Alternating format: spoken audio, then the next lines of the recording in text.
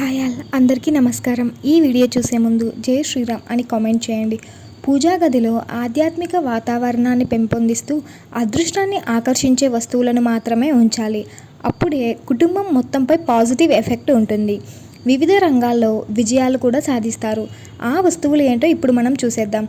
హిందూ సాంప్రదాయంలో వాస్తు ప్రకారం ఇల్లు నిర్మిస్తారు. పూజా గదిని ఇంట్లో ఈశాన్యం లేదా తూర్పు దిశలో ఏర్పాటు చేస్తారు.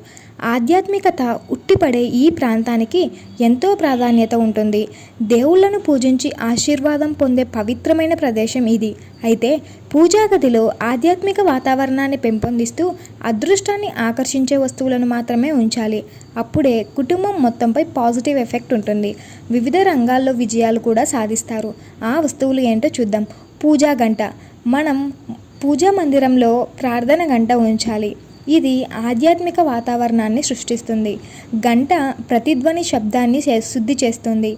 ఇంట్లోని ప్రతికూల శక్తులను నశింపజేసే సామర్థ్యం దీనికి ఉంటుంది.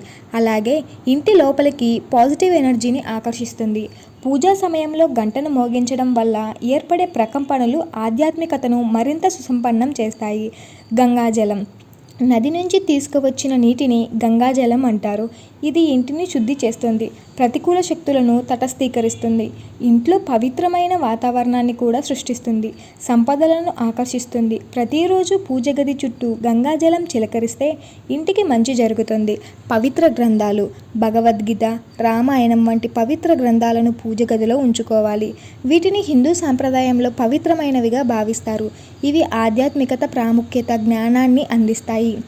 ఈ గ్రంథాలను పఠించడం వల్ల ఆధ్యాత్మిక భావం పెంపొందుతుంది. వ్యక్తిగత ఎదుగుదలకు కూడా స్ఫూర్తినిస్తాయి.